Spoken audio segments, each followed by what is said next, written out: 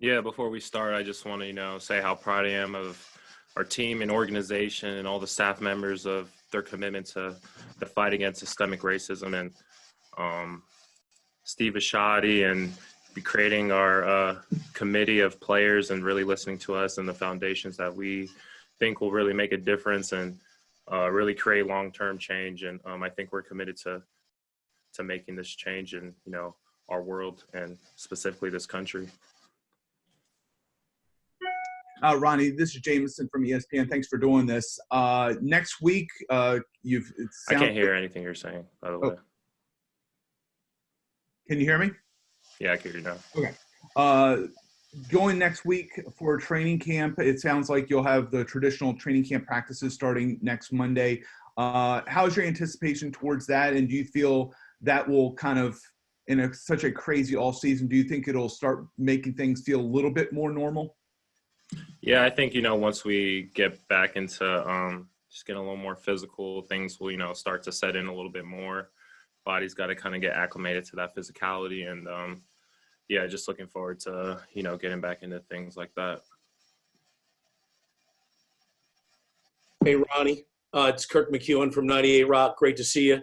Congratulations on a tremendous year last year. And I'm just wondering, how were you able to transform yourself from a really good college tackle to one of the 3 or 4 best in the NFL? For me, I think it was just being consistent with my technique and, playing on this level. You're playing against elite talent week in, week out. And to stay consistent, it takes a lot of mental focus, a lot of, physical ability, and just repetition after repetition every day, just working on the little things and the details and not trying to bite off more than I can chew every day, and just, keeping that laser focus and not listening to outside noise and, just have faith and, things work out. Ronnie, tell SI with, sorry, can you hear me? I'm sorry, you're breaking out. Can you hear me now? A little bit. See, with Marshal Yanda's retirement this past season, do you take on a bigger leadership? You're going to take on a bigger leadership role with the other offensive linemen, sort of like you're the veteran there now? Yeah, for sure. I think, with Marshall being gone, that leadership role has to be filled. And, I'm all for, helping my teammates and being there for them. And, I want to be that person that they can rely on, play in and play out, that, they know what they're going to get from me. And I think that's, a role of a true leader is you have to be consistent and people have to know what they're getting from you. Hey, Ronnie, Mike Preston, Baltimore's son. How difficult is it for a rookie to come in without the mini camps, without preseason games and start and be effective? And how difficult would it have been for you to be put in that situation? I think, it's definitely really difficult, especially, personally coming from, offensive line in the trenches, in that physical atmosphere. You really need to get used to it because it's a big step from college to NFL. And it's just the size of guys you're playing consistently. And, it's just something that, you can't really have a substitute for. And that's, what we're going to try to get these young guys ready. And I think we have a good plan and, we're just going to stick to it. Hey, can you talk about the blocking scheme different from what you used in college to what the Ravens have and the impact of your offensive line coach and his style? For me, I try to, stick to the techniques that got me here and what I was coached from Harry Heaston, and I always, try to revert back to that. And I think, those things, they always translate. The technique doesn't change on whatever level you're at. A good technique is good technique. Hey, Ronnie, it's Ryan Mink from Ravens Media. Can you talk a little bit more about the process of with the social justice donations and what that was like for you guys deciding on which organizations were going to get this money? Yeah, so Mr. Bashadi really came to us and offered, us to really go out and pick the organizations that we thought would be the most impactful and the most sustainable and, had the most long-term effects. And us and the committee that we had is about, 6 of us. And we really, looked out there and for different projects, specifically in the DMV area that we really thought had real impact and created long-term change, generational change. And we picked about 28 different organizations. So we're helping out in, you know, multiple areas that, you know, really need help, whether it be education, healthcare, you know, just helping people that, you know, dealing with different stresses or, you know, trauma. So it's very impactful. Hey, Ronnie, this is Garrett Downing from Ravens Media. You've talked before about how your desire, your goal is to be one of the best, if not the best left tackle in the game. You're getting recognized as one of the top, you know, 2, 3, one of the best left tackles in football. What does that mean to you at this stage of your career? I think for me, it's just, you know, it just shows me that what I'm doing is, you know, working. And that just means like the technique and, you know, taking care of my body, the things that I'm focusing on and not focus on as well. I think it's just important. And just having my energy in the right places and just keep continually growing in that aspect and never feeling like, you know, I made it to a certain point. So I'm always just trying to get incrementally better. And, you know, like I said, not trying to bite off more than I can chew and just get a little bit better every day.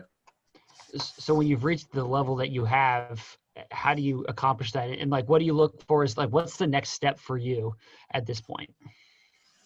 For me, it's just getting better. I mean, for me, I think I always try to strive for perfection. So rather that be never getting beat one time or never letting my guy make the play, I think, you know, I'm never really satisfied until, you know, I get to that point, even though it's kind of, you know, unrealistic, but those are kind of my goals and, you know, what I focus on. And that's just what I expect out of myself. And when I, you know, when I play like that and when I have that mindset, you know, I feel like I can be a little critical of myself, but at the same time, I also know that, you know, I have the ability to do that. Ronnie, Mr. Jameson from ESPN again. With the season Lamar had, MVP, unanimous MVP, a lot of people are wondering how he follows that up. What do you think kind of is, from a person that plays alongside him, what do you think is kind of the progression for him for this season? Yeah, just like the same thing I feel like I'm going through is just, you know, not try to, you know, make these tremendous leaps like, you know, everyone, you know, kind of tries to put that pressure on you, just going every day, trying to just get a little bit better and just keep that focus that I'm going to get better at this today and just focus on that. And, you know, not thinking every day you have to be, you know, the perfect person or perfect player. And, you know, because I feel like guys can get too ahead of themselves and just keep focusing on incrementally making steps forward. Hey, Ronnie, Childs Walker with the Baltimore Sun. I know we talked to you a lot about the possibility of the contract extension when we talked to you over the summer. Just quickly, has anything changed on that front from your standpoint, and is that on your mind at all as you start to get into the season? It's definitely, you know, it's not really at the forefront of my mind. We're still in talks and hopefully we're trying to get something done soon. But I think my main focus right now is just, you know, for me, it's always been be the best player I can be, help my team win. And, you know, the money usually take care of itself after that. Hey, Ronnie, this is Aaron from Penn Live. Building off the social justice initiatives, I think last time we talked to you might have been very shortly after George Floyd was killed. In the months since, what do you make of kind of other sports, the way they've demonstrated and spoken out about racism? And do you have any plans to do any sort of demonstrations or anything like that this season? Yeah, I've been very glad and happy to see other leagues taking stances against racism and really realizing that a fight against racism isn't a political thing. This is, you know, something that needs to be said for everyone, and it just should be intolerable for, you know, any type of workplace, anything, you know, really in society. And I'm very happy to see these type of stances made by other leagues. Hey, Ronnie, this is Jonas Schaefer with the Baltimore Sun. I know you're focused on training camp, but a lot of stuff is happening in college football with the possibility of there being no season and players pushing for a players association. Coming from such a blue blood like Notre Dame, what do you make of everything that's going on in that college football universe? Yeah, I think they're in a rough position, you know, because these guys, they're really not getting compensated really for the risk that they're taking. And especially, you know, this year going into it, I'm sure every school doesn't have, you know, the resources that the NFL has. And football is a unique sport because there's so many people involved, so many players. And it's really a physical sport. You can't really avoid contact. You can't really avoid, social distancing. And to take all these things and have precautions for everything, you're going to need the resources. And, in college, that's just not the case for every college. And, I think I'm very happy to see the players, standing up for, their health and, their long-term health. And, they're standing together with that. And, I'm happy for them.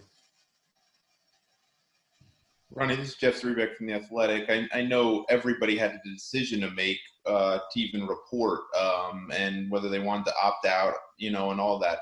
Is that something you even considered to do, or were you, completely confident that you being at the facility and taking part in the season was absolutely the right thing? I think, it definitely crossed my mind, but I'm definitely a person that, I want to play. I want to be around my teammates, and I'm just a competitive person, and I don't think it would take a lot to really – it would take a really high risk to really keep me out of the building. And I think at the same time, I think the Ravens are really doing a great job at limiting the chances of, contracting the virus. Ronnie, it's Kirk again. I'm wondering your thoughts on some of the new pieces, Ben Bredesen, Tyree Phillips, even DJ Fluker. I know it's been Zoom meetings, small sample size on the field. Your thoughts on those guys? No, these guys are doing great. They're all coachable. Like I said, with the limited, experience and time that they're having, they're really making the most out of it. And, they're very, very smart guys. They're not really making the same mistakes twice. And we have a complex offense, and they're really catching on quick. So very, very happy so far. You have time for one more for Ronnie.